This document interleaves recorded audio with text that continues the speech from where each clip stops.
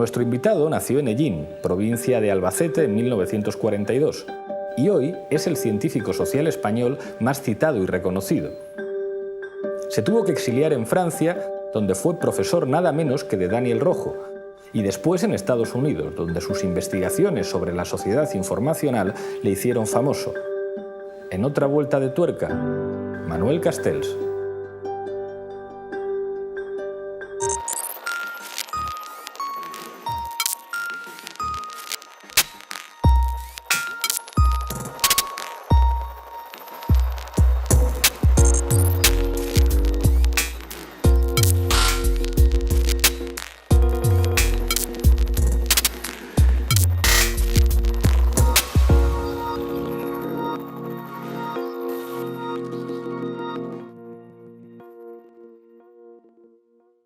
Manuel Castells, en otra vuelta de tuerca, muchas gracias por estar aquí. Muchas gracias a vosotros por invitarme. Empezamos desde el principio. Naces en 1942, en Hellín, en Albacete, en una familia conservadora y de derechas. ¿Cómo te nace a ti la conciencia política en ese contexto? Por cabreo con el franquismo durante mis años de universidad. Más bien era literario y teatro y estas cosas, pero organicé una revista en la Facultad de Derecho de Barcelona para expresar a los estudiantes. El primer artículo que escribí me la cerraron. Luego hicimos teatro universitario y popular en la calle y acabamos en la cárcel por apología de la homosexualidad, por representar Calígula de Camus.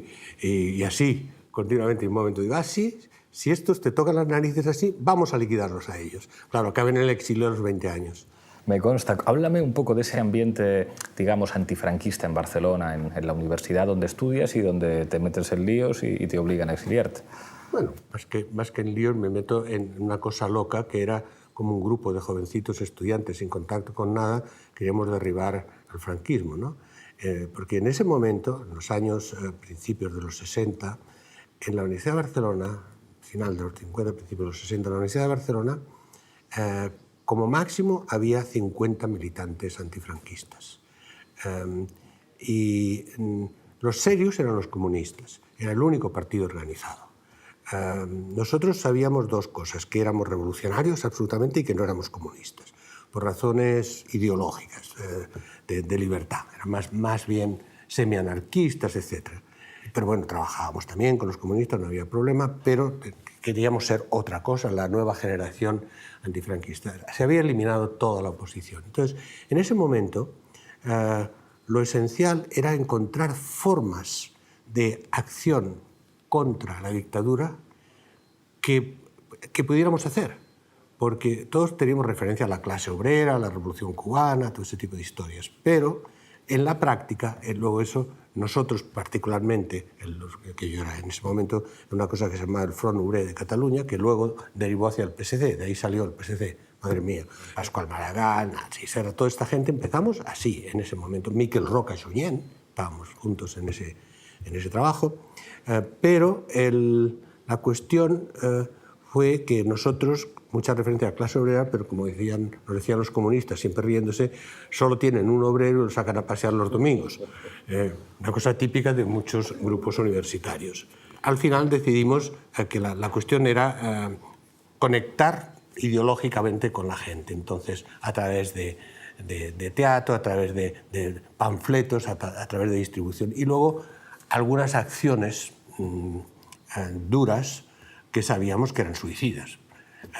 Pero las hicimos, y hicimos cosas como iniciar una huelga, también en colaboración con los comunistas, pero la iniciamos nosotros en el 62 en solidaridad con las minas de Asturias. Los 4 obreros que teníamos, jóvenes de 18, 19 años, porque esos eran los más revolucionarios, la cosa típica de subirse en una máquina y compañeros, paramos. Claro, casi lo matan en la comisaría, pero pararon, por solidaridad pararon otros, y ahí hicimos manifestaciones, nos enfrentamos con la policía y generamos un movimiento que no existía, que no estaba previsto, y en ese sentido no se ha hablado mucho de ese movimiento del 62 en España, pero es un movimiento que tiene algunas características, aunque lo llevábamos algunos militantes políticos, pero políticos sin partido en realidad, pero tuvo algunas características de algo muy espontáneo que de repente demostró que había una generación nueva que no había sido exterminada, una generación de hijos de los vencedores de la Guerra Civil. Había gente como Nicolás Sartorius, por ejemplo, gran almirante, su padre, etcétera, etcétera, ¿no? Fue en ese momento la prueba de que la conciencia de los derechos humanos y la justicia, la injusticia y la libertad es más amplia que la lucha de clases.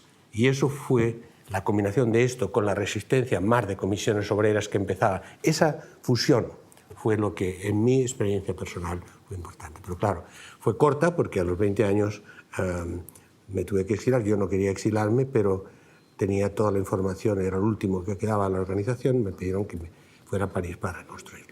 Total, que llegas a París en 1962. ¿Qué es lo que representa París para un estudiante de extrema izquierda español? Porque se supone que ese ambiente era completamente distinto a lo que se vivía en España. Para empezar, libertad para manifestarse, para reunirse y bueno, unos círculos completamente distintos a los que existían en España. Sí, absolutamente. O sea, lo primero era el sentimiento de libertad, que para mí siempre ha sido lo más importante, entonces y ahora.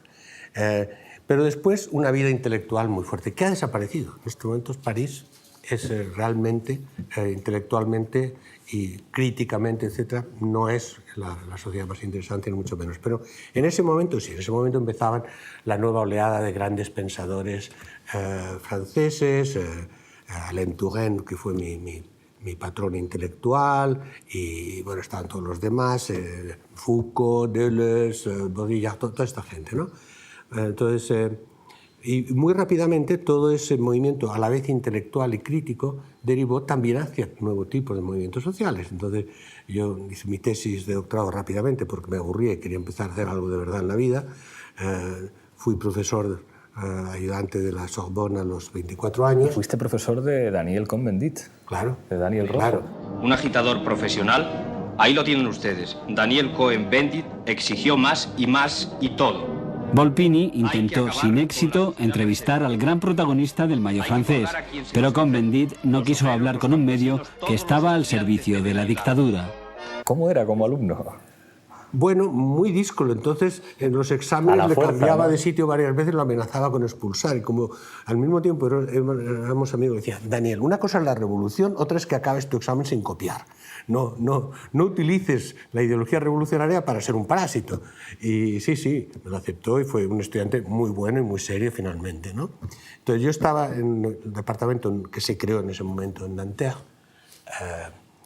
que era el nuevo campus de la Universidad de París, dirigido por Alain Touraine, y que como departamento de sociología yo creo fue el mejor que he estado en mi vida. Los catedráticos eran Alain Touraine, Fernando Henrique Cardoso, que fue presidente de Brasil después, sí, cuando era uno de los de la teoría de la dependencia en aquel momento. El creador de la teoría, claro, íntimo amigo mío desde hace 40 años. Gente como Michel Crozier, Henri Lefebvre, o sea, era realmente un departamento estelar. Y yo era ahí el jovencito, que me dieron el puesto de trabajo simplemente porque yo sabía contar. Los sociólogos normalmente no saben contar. Yo venía también de económicas. Lo importante de eso es que ahí, en ese departamento, y literalmente en mi clase, empezó el movimiento de mayo del 68, que no inicié yo, ni muchísimo menos, ni fui líder de nada, pero sí que participé directamente porque estalló en mi departamento.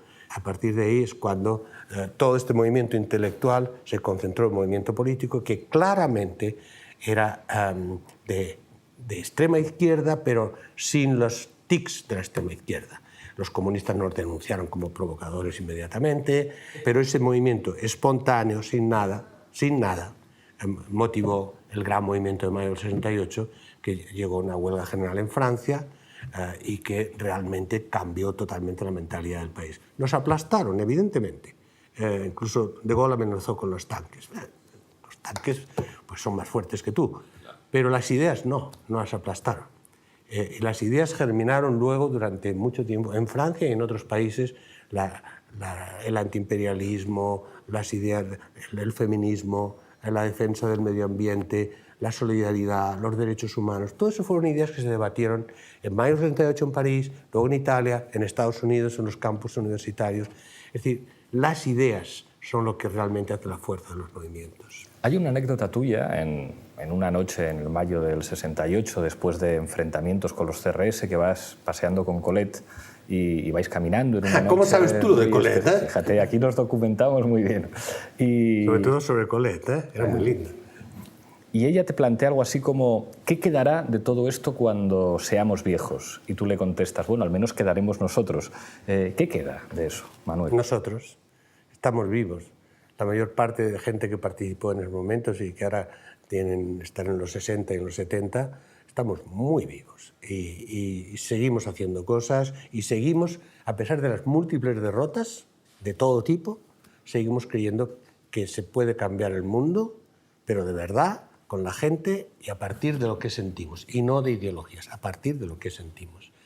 Y de eso forma parte también otras cosas, forma parte el amor, forma parte la capacidad de crear y de innovar, y forma parte sobre todo el no rendirse a la rigidez de las instituciones que reproducen burocracias y poderes y que hacen lo peor que se puede hacer, esterilizar en la mente de las personas la idea de que algo distinto puede existir.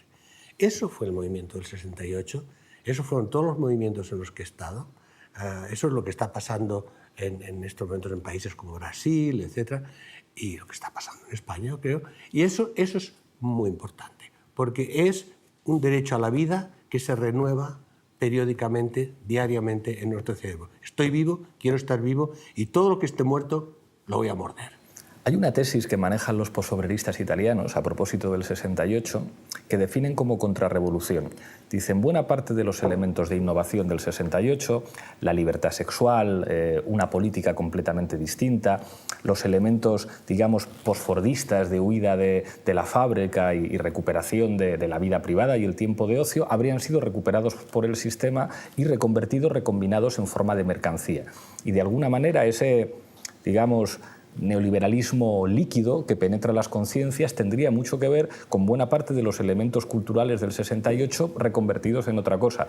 Hay algunas críticas con mucha mala leche que dicen que Houellebecq, por ejemplo, sería como el resultado del 68 dado la vuelta, que es lo que ocurre cuando a la generación Beat le das la vuelta y aparecen los monstruos de la posmodernidad. ¿Tienes la sensación de que esa herencia, digamos, contrarrevolucionaria, de la capacidad de la contrarrevolución, de tomar los elementos de la revolución y volverlos a su favor, ha operado durante muchos años? Mira, que lo primero es que si hay una palabra que resume todo eso es libertad. Entonces, la libertad es lo que al ser humano, a las personas, a todos, es lo más importante, pero es lo que nos permite ser nosotros. Entonces, si la idea de que la libertad puede ser transformada en objetos, en procesos, en mercancía, es contrarrevolución, yo creo que el problema es que todo puede ser recuperado, todo puede ser vendido en una economía capitalista, a menos que la gente no lo venda. Mira, muy concretamente, yo creo que más importante que las otras cosas que se dicen es Internet. Internet es libertad, libertad de comunicación. Ahora, libertad de comunicación que se puede vigilar, pero no controlar, es muy distinto, muy distinto. Pero, claro, Internet también lo desarrollan las grandes empresas, pero ¿en qué negocio están? En vender comunicación libre. O sea, por tanto, es una mercancía, pero es una comunicación libre que las personas utilizan para lo que quieren. Lo pueden utilizar para porno, para la revolución, para lo que quieran. De hecho, tenemos datos, solo el 18% de los internautas del mundo utilizan Internet para temas sociopolíticos o de movilización o de política. Sí, porque todo lo demás es muchas cosas. Pero si no hubiera Internet, no habría ese 18%. No habría esa capacidad autónoma de comunicación, estructuración, movilización.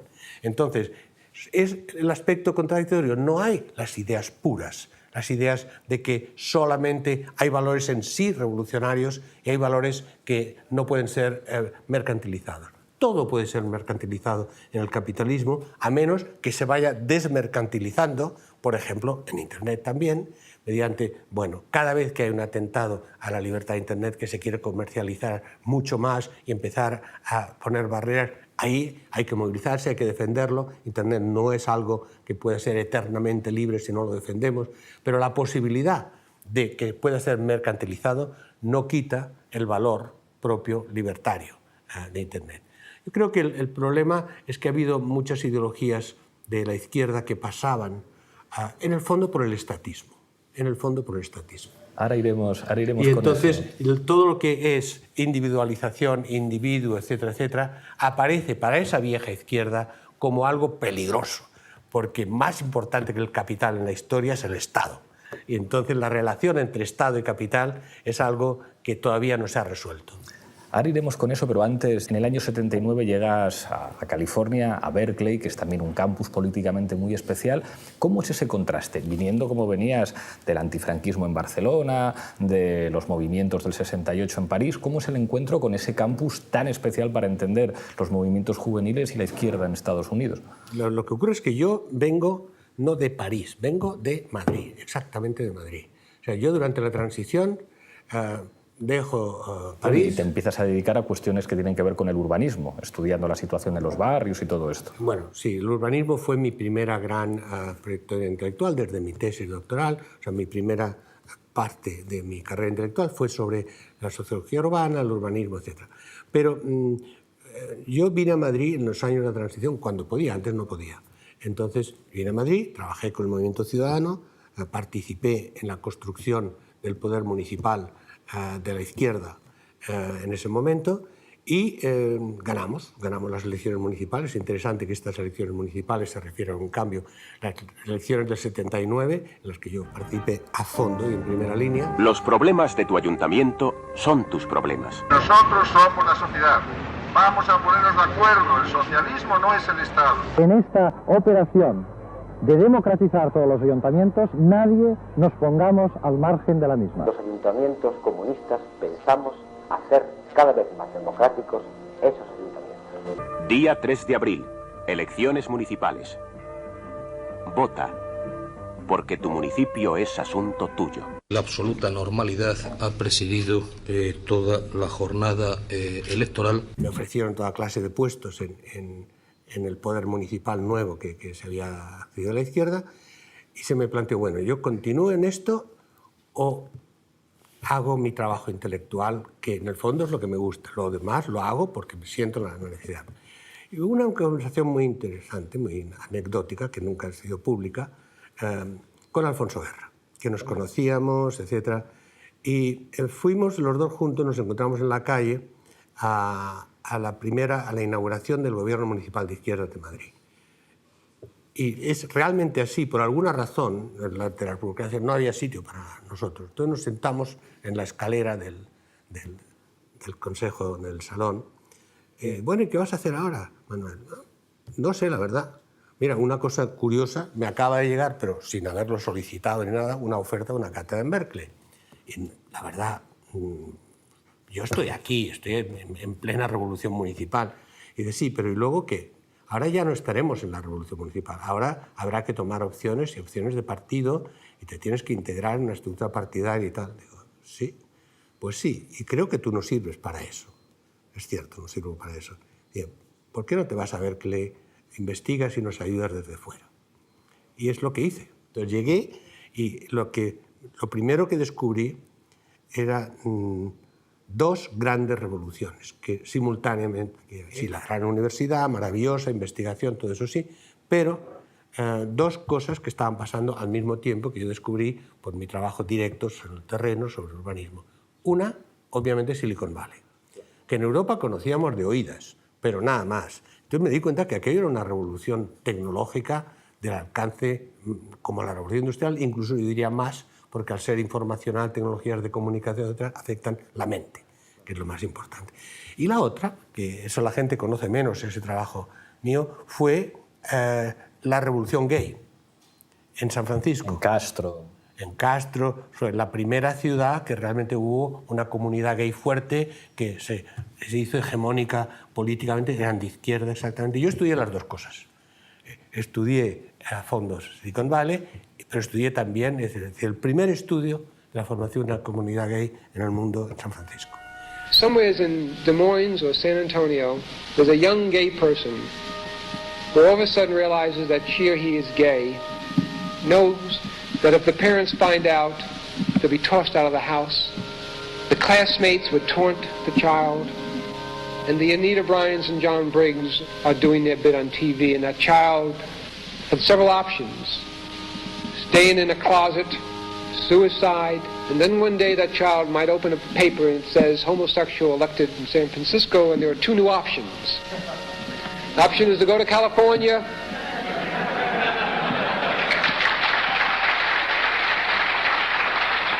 and stay in San Antonio and fight.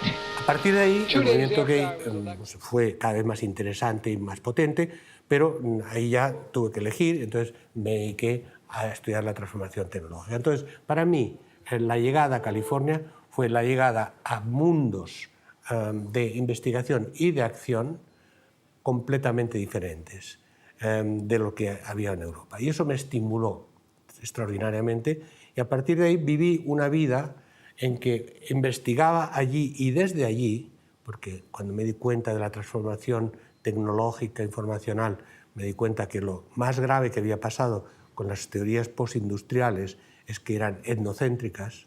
Entonces ahí fui a Japón, fui a China, seguí con América Latina, fui a Rusia, hice un análisis global de lo que era esa transformación desde distintos puntos de vista. Y al mismo tiempo, en paralelo, políticamente, yo seguía viniendo a España, venía a Madrid en ese momento sobre todo, y mantuve siempre la tensión que siempre he mantenido entre entender el mundo e intentar ir con la gente que lo intenta cambiar. Yo nunca he pretendido yo cambiar el mundo, pero sí estar cerca de quienes arriesgan su vida para cambiarlo.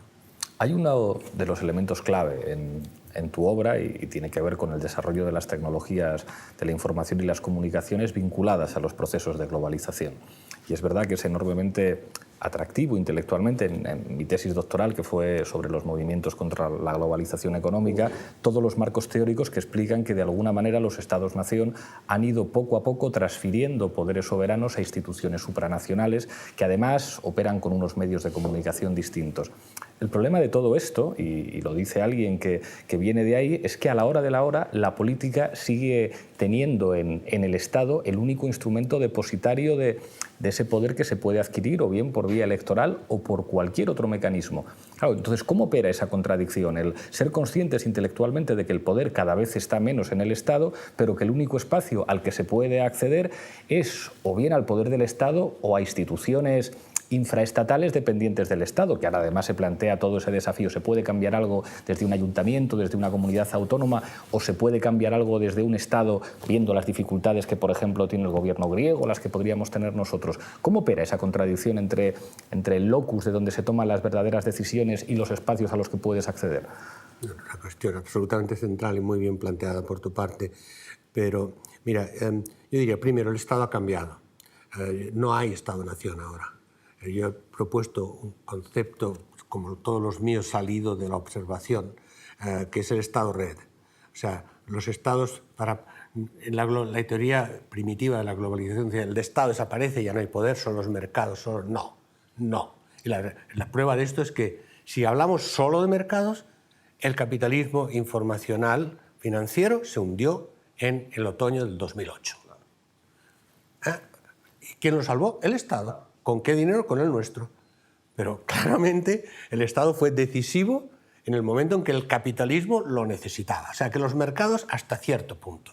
Los mercados, mientras los dejan funcionar, siempre con la cosa de detrás que tienen, que cualquier cosa que pase está el papá Estado que nos salva la cosa. Bueno, por eso intervienen siempre en la designación de los poderes políticos. Por eso Wall Street siempre ha tenido control económico sobre los gabinetes de la Casa Blanca, incluido con Obama. Entonces, eso no lo dejan, porque esa es la garantía de que el capitalismo financiero puede seguir dominante a nivel de la economía y, por tanto, en gran parte de nuestras vidas, aunque no totalmente. Entonces, los estados no han desaparecido, pero para poder operar estados-nación en un mundo global, lo que han hecho son redes de estados. La más acabada es la de la Unión Europea, también la que rechina más precisamente por eso. Entonces, estas redes de estados, que son redes entre ellos, redes con otros estados, redes con instituciones internacionales, connacionales, supranacionales. Realmente el mundo del análisis del Estado hoy día es un mundo que tiene que integrar el conjunto de los nodos de esas redes y sus interacciones. Esa es, yo creo, la teoría política del Estado que en estos momentos nos hace falta. Hay mucha gente que le está intentando construir, en lugar de perderse el debate ideológico, el Estado sí, el Estado no. El Estado es fundamental, pero es otro Estado, es un Estado distinto. Ahora, el segundo punto que tú señalabas es cómo en esas situaciones se puede hacer una incidencia propiamente política y de cambio social, etc. Primero, las redes se combaten con redes. Eso es una cosa importante. O se gestionan con redes. Para gestionar las redes de los mercados globales hace falta redes de estados y redes de instituciones políticas, que es lo que hacen los estados. Para oponerse a esas redes es necesario otras redes que operan desde fuera y desde dentro del Estado. Y esos son a la vez los nuevos movimientos sociales y las nuevas relaciones complejas entre la relación entre lo que pasa en la sociedad y lo que pasa en el Estado. En los últimos 100 años la idea era que, bueno, se trabaja en la sociedad, luego se llega al Estado y entonces se transmiten los intereses sociales a las políticas del Estado y con eso se cambia. ¿Qué problema hay? Primero, los mercados globales, las instituciones culturales, la tradición, todo eso sigue teniendo un poder muy fuerte. Entonces, en el momento en que los Estados pierden la capacidad de movilización de recursos humanos, es decir, la sociedad, detrás de ellos son débiles, porque poder por poder, los poderes fijados en los mercados financieros y en las grandes corporaciones son mucho más importantes. Solo los Estados tienen suficiente combustible para oponerse a ese megapoder con un arraigo fuerte, representativo, definitivo en la sociedad. Segundo, sabemos que la propia dinámica de los Estados, la lógica de las burocracias, la lógica de los intereses ya instalados en el Estado, es de una tal envergadura que para realmente ir rompiendo esto hace falta más que la presencia del Estado. Mira, Obama empezó muy bien, la verdad, pero luego empezó a encontrarse con toda una serie de cortapisas. Sí, se retiró de las guerras, pero ¿con qué costo? Los generales no querían, no lo hacían. Intentó controlar el sistema financiero, sí y no. Digamos, tapó los escándalos mayores, o sea, corrigió la corrupción propia del sistema financiero, pero no la dominación estructural del sistema financiero sobre las demás políticas. Hizo una política keynesiana mucho más favorable para el mercado y para la gente, pero la reforma de salud le costó su capital político, no la ha conseguido en lo que él quería y tardó 3 años en vencer resistencia. Y este año apoyaron un proyecto de presupuesto que habría convertido a Medicare en un programa privatizado. Eso no va a ocurrir mientras yo sea presidente. Voy a proteger al Medicare. Los cambios políticos, incluso de fuerzas, yo hablé en este sentido de Obama porque yo estuve en la campaña, participé en el análisis de todo lo que se hizo. Bueno, el no poder conectar con la gente porque los procesos son mucho más lentos y el perder esa conexión le debilitó enormemente. Occupy salió en Estados Unidos de la gente que había estado en la campaña de Obama y que de repente pensó que no podían seguir, que este programa no era el que ellos habían puesto. Entonces esto que parece un callejón sin salida, en realidad tiene salida, pero con otros plazos y otros procedimientos. Para mí, eso es lo que he investigado estos últimos años, estos últimos 10 años, el poder está en las mentes de las personas. El poder es lo que ocurre en nuestras mentes y en la capacidad de comunicarnos entre lo que pensamos. Las ideas que germinan en nosotros son las que nos hacen mover. Si las ideas son ideas de miedo, de intimidación, de resignación, de incapacidad, nada cambia. Si las ideas son ideas de que es posible, las famosas ideas del 68, que es posible cambiar, que podemos generar entre todos nuevos proyectos y que no sabemos qué son, pero que los podemos discutir, como ha habido en cada movimiento social en la historia. Si esto es así, entonces ese capital no desaparece. El momento clave, y es un momento complicadísimo, es cuando pasas de la poesía y el drama del movimiento a la dura realidad de las instituciones en las que algo tienes que hacer para que la gente no se muera de hambre, para controlar las corrupciones, etc. ¿Cómo se hace esa transición o no? Determina que los movimientos sociales, que siempre mueren, de alguna manera, cooptados, integrados, institucionalizados, pero mueren fecundando un nuevo territorio cultural y político o mueren agotados de reuniones y reuniones y reuniones que no llegan a nada. Pero la clave es sentir que el poder no está fuera de nosotros, está en nuestras mentes y en nuestra capacidad de comunicar con otros, de simpatizar con otros, de sufrir y esperar con otros. Esa es donde está la clave del poder. Y lo peor que ha pasado en estos últimos 20 años en todos los países es que entre lo que algunas personas tienen como esperanza y lo que está o estaba depositado en las instituciones ha habido un corte radical. La crisis mayor del mundo no es la económica, es la crisis de confianza en las instituciones y, por tanto, en nosotros mismos si no creamos otro tipo de tejido social. La idea de hegemonía de Gramsci no era tan tonta, ¿verdad? La pudo desarrollar porque estaba en la cárcel fuera del control del Partido Comunista, pero realmente era una idea mucho más interesante. Señalabas que incluso Obama, que es el presidente del Estado con más poder entre los estados, se encuentra con dificultades ineludibles para llevar a cabo su programa político. Obama. Entonces, claro, cuando comparamos esto con, pues no solamente ya con países de América Latina, con estados del sur de Europa, de la periferia de Europa, nos encontramos frente a los límites de la soberanía. Yo he hablado con Alexis Tsipras algunas veces y es enormemente curioso cómo nos vemos obligados a operar en clave nacional, incluso jugando con muchas ficciones, con ficciones identitarias que nos llevan a decir no queremos ser una colonia de Alemania, no se puede consentir que un gobernante se ponga de rodillas ante Merkel.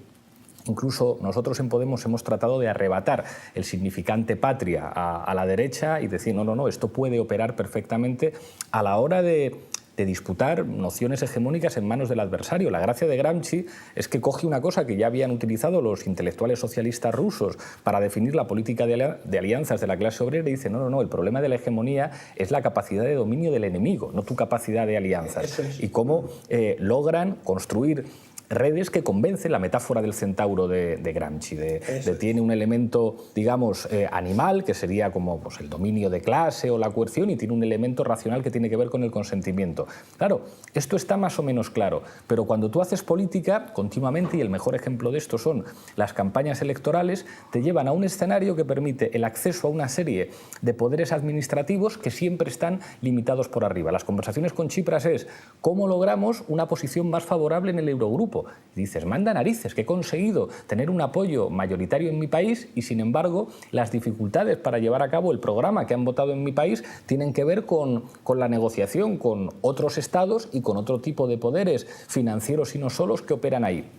Cuando yo estaba en los movimientos globales y protestábamos en Praga, en Génova, en Niza contra una cumbre de la UE, el problema es que no teníamos parlamento con el que protestar. Es decir, se generaba esa ficción de la cumbre de los poderosos, la Asamblea del Fondo Monetario Internacional y el Banco Mundial, y tú protestas desde fuera, pero no hay una interfaz, porque al fin y al cabo, si tú protestas en Madrid o en Washington, puedes decir, ya nos veremos en las elecciones. Tú me dices que me presente a las elecciones, ya veré si soy capaz, y si lo soy, hay una serie de dispositivos administrativos que yo voy a poder controlar. Pero en la medida en que buena parte de las decisiones se toman en ámbitos en los que es dificilísimo tener influencia y a los que es muy difícil acceder, nos vemos todo el tiempo en esa contradicción que nos devuelve a discursos viejos. Es decir, ¿se puede ganar el poder del gobierno sin un discurso viejo? Es muy difícil. Y además es un terreno que puede ocupar cualquiera. Antes hablábamos de hace falta un Podemos en Brasil. En Brasil no se podrá llamar Podemos. Nosotros somos el resultado de un contexto específicamente español y de nuestra audacia. En Italia se ha llamado Beppe Grillo, quien ha ocupado un espacio político que estaba abierto. Pero que no es lo mismo. Claro que no es lo mismo. En Francia es Marine Le Pen, seguramente la que ha logrado articular un discurso soberanista, y eso sí que no es lo mismo. En Irlanda es el Sinn Féin. En Escocia, quien ha robado el espacio del laborismo, del voto de clase trabajadora escocesa, ha sido el Partido Nacionalista Escocés. En Grecia es Syriza, que tampoco, digamos, tiene un origen que se parezca al nuestro. Son espacios políticos que quedan abiertos y que pueden ocupar muchos actores que, sin embargo, en su naturaleza y en sus discursos tenían muchas dificultades para poder hacer una máquina política que se parezca a las formas de dominación reales. En nuestra reflexión en la facultad teníamos la sensación de que buena parte de nuestros referentes intelectuales nos servían para entender el capitalismo, para entender cómo funcionaba el poder, pero difícilmente para construir una alternativa política o un discurso político eficaz. Que nos tengamos que fijar al final en América Latina y en proyectos nacionalpopulares latinoamericanos para imaginar cómo se puede hacer algo en España, revela una sensación de orfandad ante un poder que se organiza en un espacio que es inexpugnable, a diferencia del Estado, que siempre tenía un palacio de invierno, un sitio que podías localizar y al que podías ir. Absolutamente. Esa es la gran dificultad y además eso es por qué el poder ahora se perpetúa de otras formas. Pero hablemos claramente de una cosa. El punto de conexión entre la persona o lo local, pero no solo local, las personas, y el poder de redes, ese punto de conexión, hoy por hoy siguen siendo las instituciones políticas. No hay otro de momento. Pero también son todo tipo de otras instituciones. El movimiento por una globalización justa, no antiglobalización, como la gente decía, porque nunca fue contra la globalización, que es un hecho. Siempre buscó, por ejemplo, incidir en los tratados de Naciones Unidas, en los tratados de organizaciones internacionales, en las campañas de solidaridad. Todas esas nuevas ideas distintas del poder del Estado y distintas de los intereses financieros tienen una enorme ventaja, que es que con los datos en la mano son las que las personas en el mundo creen más, aceptan más y están dispuestas a movilizarse y a hacer algo, a dar dinero, por ejemplo, pero también a formar parte con una generosidad extraordinariamente de los movimientos de solidaridad en los países del tercer mundo, etc. Entonces, lo que ocurre es cómo evitar que esas ideas de cambio, de esperanza, que hay realmente en las mentes de las personas en muchas partes, pero eso se para a las puertas del Estado. Primero porque la gente ya no cree. Por tanto, tiene sospechas de que, aunque haya otros nuevos, van a ser como los anteriores, porque es así, y porque es la naturaleza humana. Y segundo, el tema de cómo romper esas barreras que existen a nivel del Estado-nación, aunque luego forme parte de una red de Estado, es la primera compuerta, ya ahí hay un primer nivel en que si esa barrera no se abre, ya no puedes hacer nada. Pero si se abre, vas a tener otras cosas. Detrás de esa barrera hay muchos más mecanismos de control. Entonces, eso parece una solución imposible, pero hay dos elementos positivos para el cambio político. Uno es que la gente está harta. Eso es lo más importante, es que la gente no aguanta. Es que no es que la historia entra por la puerta principal, entra por la ventana de atrás porque la gente simplemente cualquier cosa menos esto. O sea, siempre ha habido corrupción política, pero, por ejemplo, en estos momentos, en Brasil, en España, en Francia incluso, en Italia, el nivel de corrupción es tal que la gente simplemente ya no se puede creer nada. Entonces, en un momento hay un salto cualitativo en la cantidad de lo que la gente puede tragar, primera cosa. Segunda cosa, entonces, la gente reacciona emocionalmente. Esto es lo más importante. Todas las nuevas tendencias de la neurociencia han mostrado que la construcción del comportamiento ocurre en base a emociones que luego entran en un proceso de racionalización. Las emociones son algo a lo que se puede acceder directamente por comunicación. Cuando la gente habla, por ejemplo, de ¿hay gobernabilidad como valor fundamental en España? Pues perdone, no. Hay muchísima gente en todo el mundo que dice, ¿gobernabilidad qué quiere decir? Que se pongan de acuerdo mejor los que pueden gobernar y yo sigo fuera del sistema. ¿Esto va a ser caos? Bueno, de momento hay bastante caos. ¿Esto va a provocar crisis? Bueno, de momento tenemos bastante crisis. Entonces, este aspecto propiamente emocional no lo pueden movilizar las fuerzas que, en el sentido de lo que la gente piensa y quiere, van a poder mantener durante mucho tiempo la ficción de que están respondiendo a esas emociones. Entonces, la cuestión de base es que la democracia tal y como la conocíamos se ha colapsado. Se ha colapsado en las mentes de las personas. A veces esto entonces pasa en lo que ocurre también en los procesos políticos, pero en la mente de las personas no se cree en esta democracia. Ni en España, ni en ninguna parte. Esto son lo que dicen las encuestas. Ni en los políticos, ni en la clase política, pero la clase política se extiende a todos los que participan en la política.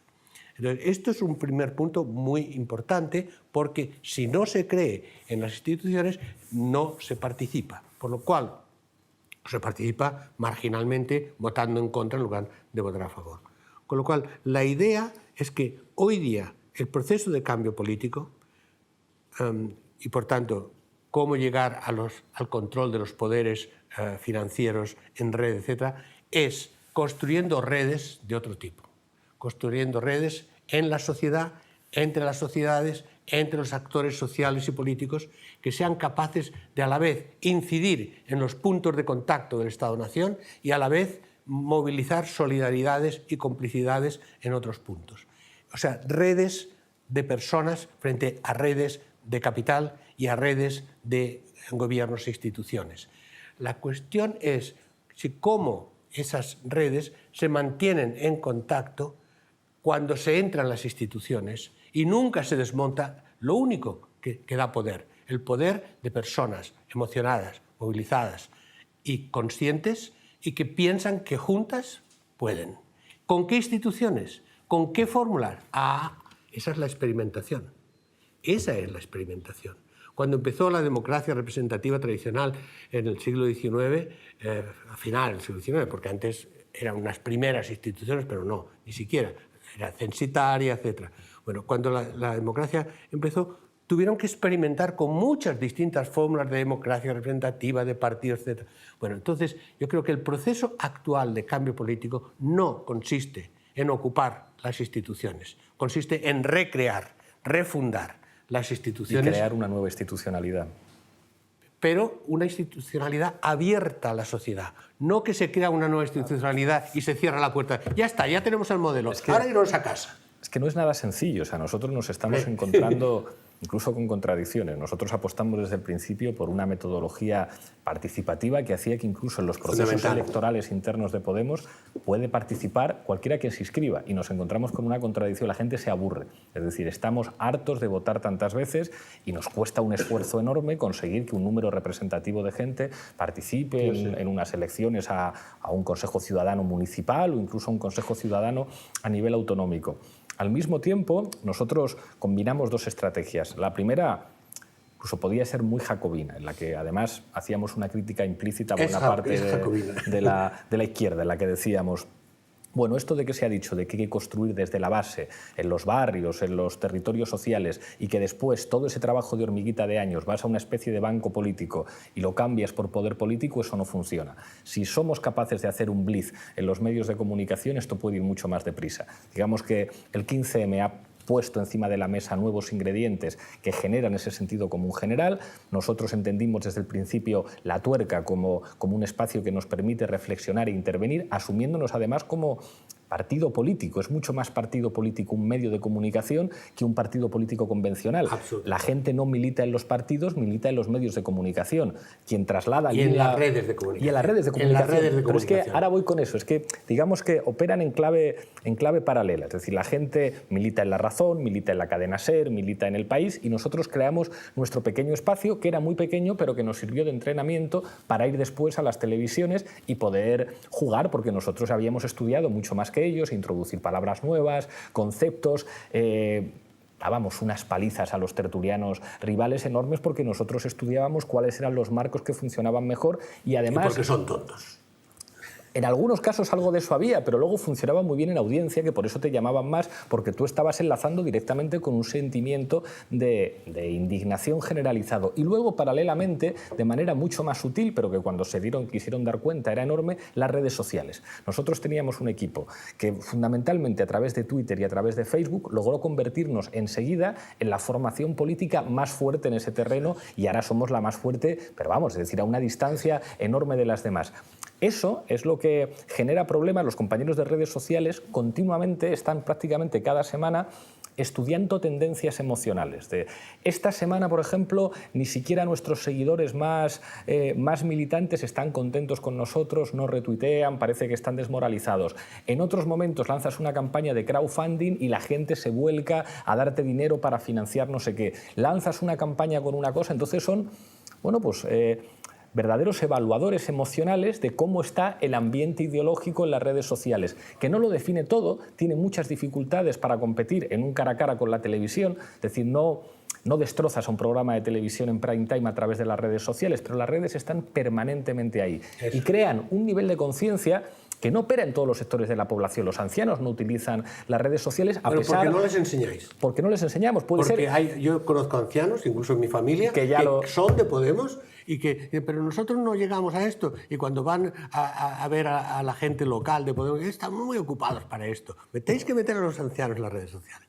Perdón, pero es verdad. Y aunque lo manejan peor, cada vez hay, digamos, más elementos indirectos. Es decir, las redes sociales se cuelan en la televisión. Pero ahí tenemos una sensación de la enorme dificultad de generar una institucionalidad en torno a eso, porque en términos de comunicación política es muy sencillo. O sea, como tú pierdas la conexión con las redes y con lo que piensa la gente, estás perdido y de hecho tienes que rectificar. Es una manera de estar permanentemente en tiempo real, digamos, con una conciencia colectiva que se crea, que a veces te devora también, porque es como, Dios mío, o sea, es que tengo que estar permanentemente pendiente de los trending topics, que son, bueno, pues elementos que generan debates o que generan opinión. Y claro, el problema lo tenemos ahora, que vamos a tener algún poder institucional. ¿Cómo relacionas instituciones que están pensadas pues casi en la lógica del Código Civil francés, es decir, como una administración que no tiene por qué tener rostro y que funciona de manera autónoma, con toda esa nueva institucionalidad no estatal que se está, digamos, como revelando fundamental en la política? Y eso implica, como decías tú, crear una nueva institucionalidad que relacione la manera de participar de la gente y la manera de vivir la política de la gente con nuevas instituciones. Claro, para escribir un artículo esto es precioso. Imaginarte el diseño de un ayuntamiento o de una comunidad autónoma es aterrador porque es muy difícil. Sí, porque sobre todo juegas con la vida de las personas. Claro, exactamente. Claro. Todos pasamos a ser sujetos experimentales. Esto es. Pero mira, los elementos de lo que acabas de decir en este sintético discurso, está ahí. En todo eso está un poco la respuesta teóricamente práctica para los problemas que señalábamos antes. Realmente es la capacidad de cambio político basado en el cambio de la sociedad, que quiere decir cambio de las mentes, pasa por la capacidad, primero, de construcción de reforzamiento de ese cambio de las mentes. Eso es el movimiento social, eso fue el 15M, dentro del 15M y en su impacto sobre la sociedad. Pero luego hay unos mecanismos para activar, desarrollar, complejizar esto, medios de comunicación generalistas o especialistas, pero tradicionales, digamos, y redes sociales son fundamentalmente importantes porque se reconfiguran, las personas las pueden reconstruir, organizan sus propias redes y, en último término, entonces, el cambio propiamente institucional y político. Son 4 elementos. La sociedad organizada, movilizada, relacionada, concienciada, que tiene una expresión territorial, tiene una expresión en los lugares de residencia, incluso de trabajo, etc. Eso es la política tradicional, pero no es tan tradicional porque esa política participativa a nivel local se murió hace tiempo. Las agrupaciones de los partidos políticos, esas sí que son jubilados.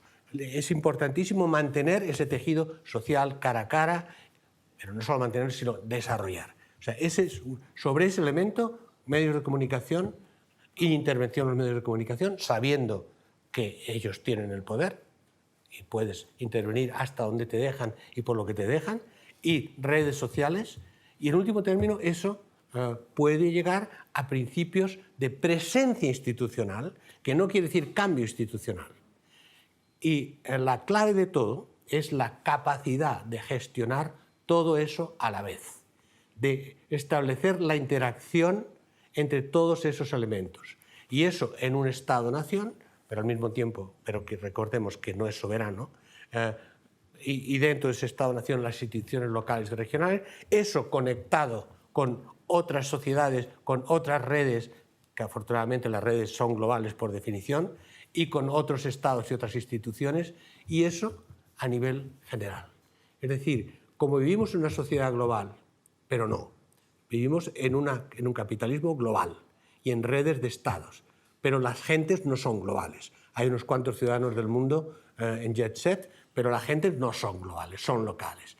Y siempre seguirán, afortunadamente, siendo locales con sus identidades. La cuestión es cómo construir la red global, local, por abajo, que actúe a través de los sistemas de comunicación tradicionales y de redes sobre los espacios propiamente políticos e institucionales y cómo todo eso funciona entre la gente en un país y con gente de otros países. Pensar en las personas, pensar en las gentes, pensar en las mentes. Todo eso es un experimento, pero un experimento muy real. Pero son todos los experimentos de cambios institucionales. Los revolucionarios franceses de 1789 no sabían a qué mundo iban y por eso acabaron guillotinándose los unos a los otros. Espero que no pase ahora. Pero es el principio de una nueva institucionalidad. Y además con el escepticismo de todas las personas de mi edad y más jóvenes que dicen, no, bueno, primero, como no lo van a ver de todas maneras el cambio final, hay una cosa ahí un poco... Pero segundo, el miedo al cambio, la inseguridad y todo esto a donde vamos, pero son unos locos. Pero el mundo lo han hecho los locos, afortunadamente, y en eso Foucault tenía razón.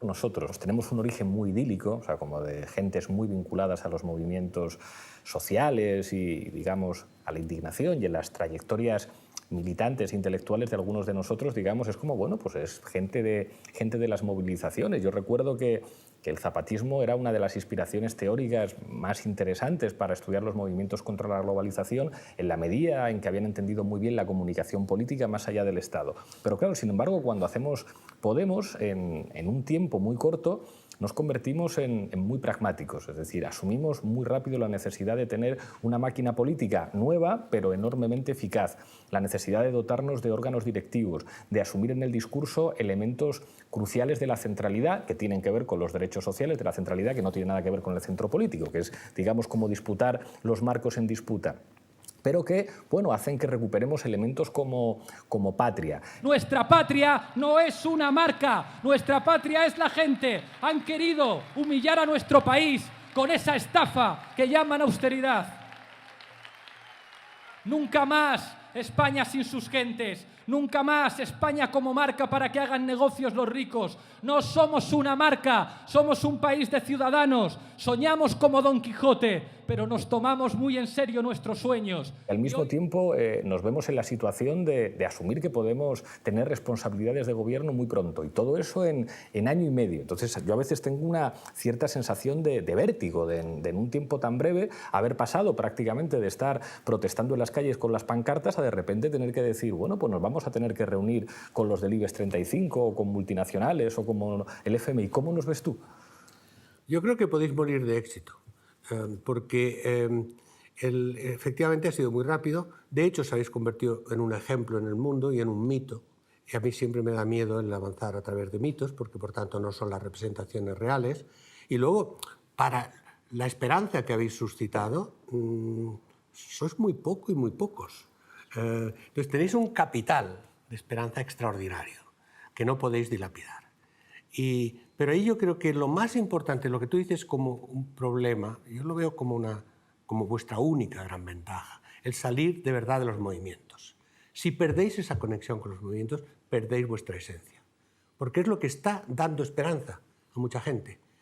Que no os vais a vender, que sois irreverentes, que os lo creéis de verdad y que a lo mejor no tenéis un gobierno aquí, un gobierno allá, pero si perdéis esa capacidad de demostrar que sois algo distinto, habéis perdido vuestro capital político.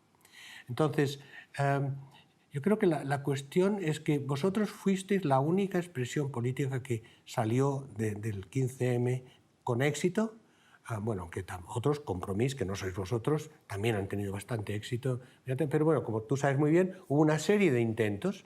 La primera cosa es que esos otros intentos que andan por ahí, es muy importante que trabajen no como competidores, sino como cooperadores.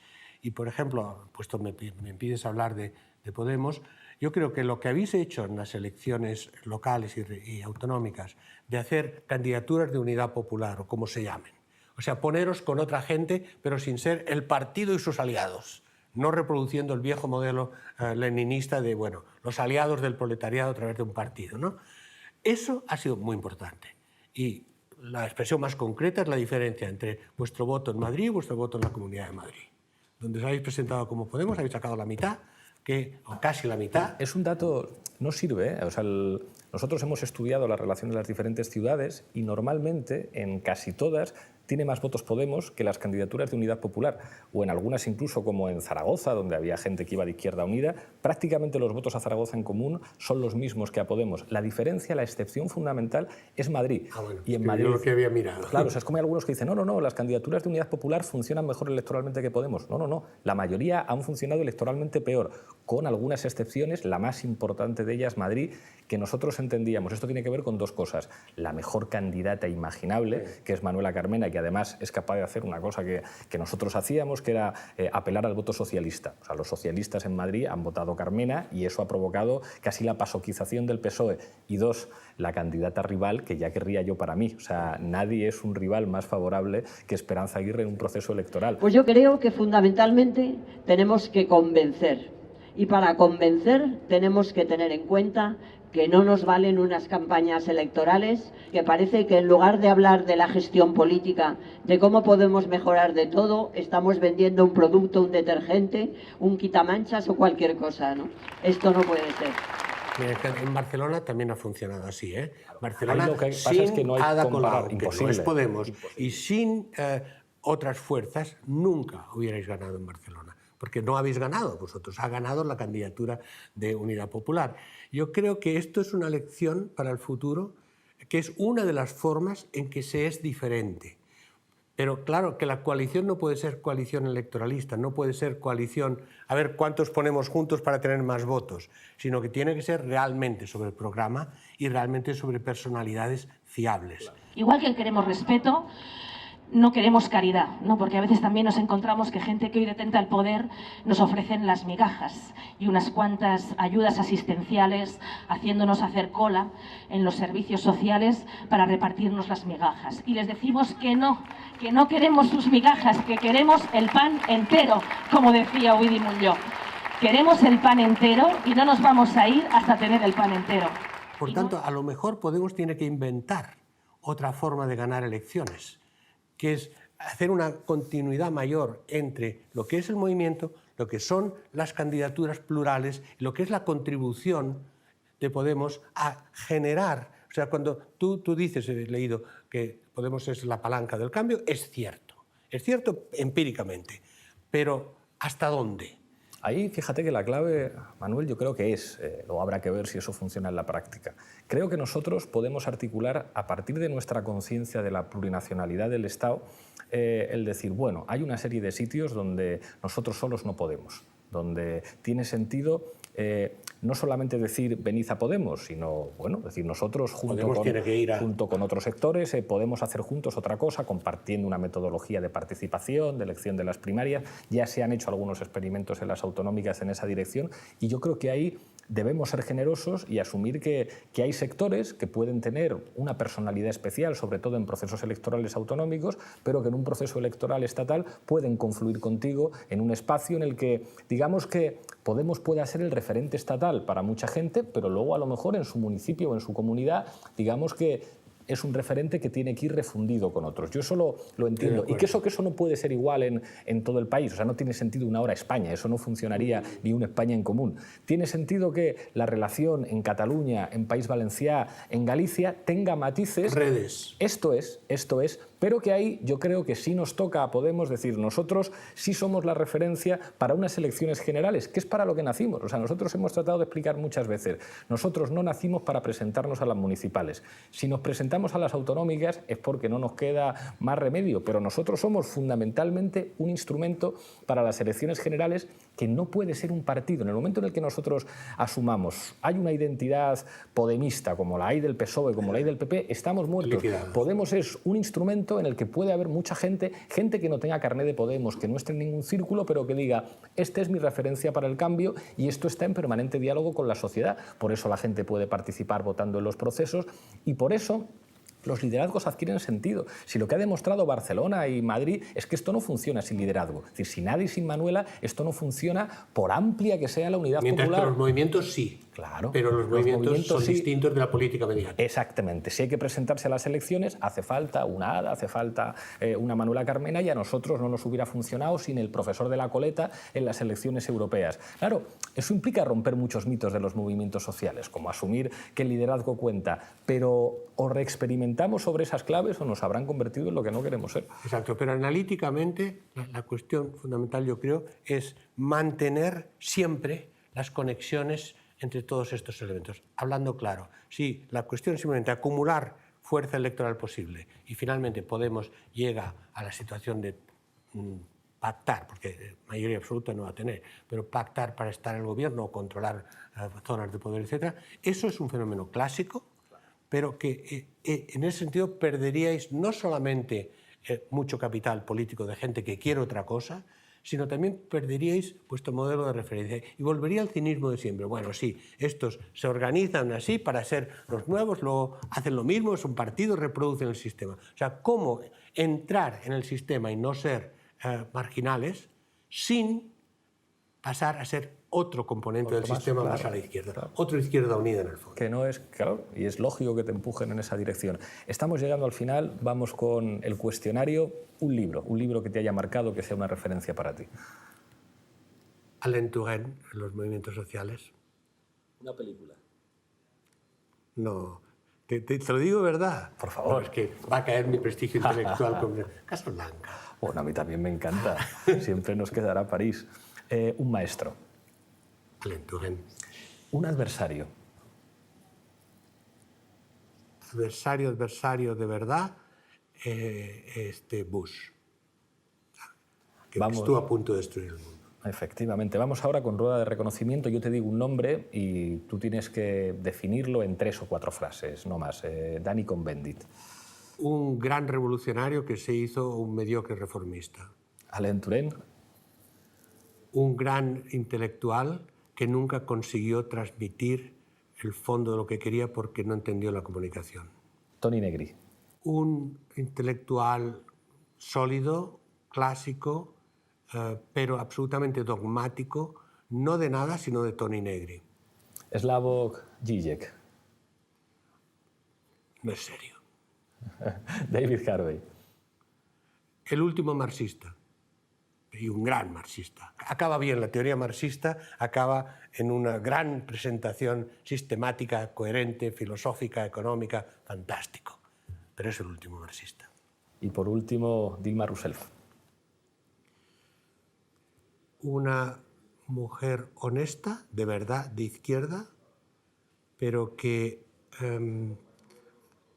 pasará a la historia no como la guerrillera que se hizo presidenta y reformó la pobreza en Brasil, sino como la presidenta que permitió la explosión de la corrupción en lo esencial de Brasil y en particular en Petrobras, que estaba bajo su control como ministra de Energía. Llegamos al final, te entrego la taza de la tuerca. Es una taza que hay que coger con la mano izquierda y te voy a pedir que mires a esa cámara y brindes por lo que tú quieras. Brindo por el cambio político que sea también social. Muchísimas gracias.